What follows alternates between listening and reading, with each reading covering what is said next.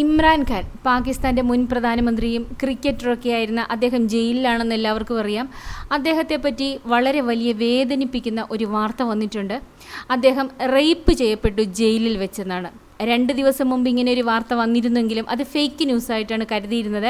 പക്ഷേ മിലിറ്ററി ഇന്നത് ശരിയാണെന്ന് സ്ഥിരീകരിച്ചിട്ടുണ്ട്. ഒരു പുരുഷനെന്ന് മാത്രമല്ല, ഒരു പ്രധാനമന്ത്രി എന്ന പദവിയിലിരുന്ന ഒരാൾ, അതായത് രാജ്യത്തിൻ്റെ ഏറ്റവും ടോപ്പ് പദവിയിലിരുന്ന ഒരാൾക്ക് പോലും സ്വതന്ത്രമായോ സ്വസ്ഥമായോ പാകിസ്ഥാനിൽ ജീവിക്കാൻ പറ്റില്ല എന്നതാണ് ഈ ഒരു വാർത്തയിലൂടെ നമ്മൾ മനസ്സിലാക്കുന്നത്. ഈ ഒരു വാർത്ത സത്യമാണെങ്കിൽ ലോകത്തിൻ്റെ പല ഭാഗത്തും ഇരുന്ന് ഈ വാർത്ത കണ്ട് സന്തോഷിച്ച ഒരു വിഭാഗം ജനങ്ങളുണ്ടാവും. കാരണം ഇദ്ദേഹം പ്രധാനമന്ത്രിയായിരുന്ന കാലത്ത് പാകിസ്ഥാനിൽ ഒരു വലിയ ബലാത്സംഗ കേസ് നടന്നു. ഒരു തത്സമയ ടെലിവിഷൻ പരിപാടിയിൽ അദ്ദേഹം പറഞ്ഞ മറുപടി, സ്ത്രീകൾ എങ്ങനെ വസ്ത്രം ധരിക്കുന്നു എന്നതിനെ അടിസ്ഥാനമാക്കിയാണ് ലൈംഗികാതിക്രമ കേസുകൾ വർദ്ധിക്കുന്നതെന്നാണ് അന്ന് അദ്ദേഹം പറഞ്ഞത്.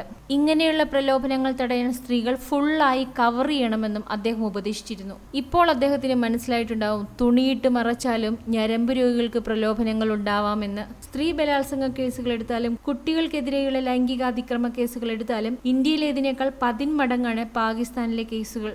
അങ്ങനെയുള്ള ഈ രാജ്യത്ത് സമൂഹത്തിന്റെ ഉന്നതിയിലിരിക്കുന്ന ഒരാൾക്ക് പോലും സ്വസ്ഥമായോ സമാധാനമായോ പുറത്തിറങ്ങി നടക്കാനാവില്ല എന്ന് സാരം. ഇയാൾ അധികാരത്തിലിരിക്കുന്ന സമയത്ത് പാകിസ്ഥാനിലെ ഇത്തരം പല കാര്യങ്ങളിലും മാറ്റങ്ങൾ വരുത്താമായിരുന്നു. എന്നാൽ ഇയാൾ ചെയ്തത് പാകിസ്ഥാനിലെ എല്ലാ ഭരണാധികാരികളും ചെയ്യുന്നത് പോലെ തന്നെ മതമേലധ്യക്ഷന്മാരെയും പട്ടാളത്തെയും കൂട്ടുപിടിച്ചുകൊണ്ട് സാധാരണ ജനങ്ങൾക്കെതിരെ പ്രവർത്തിക്കുക എന്നതായിരുന്നു.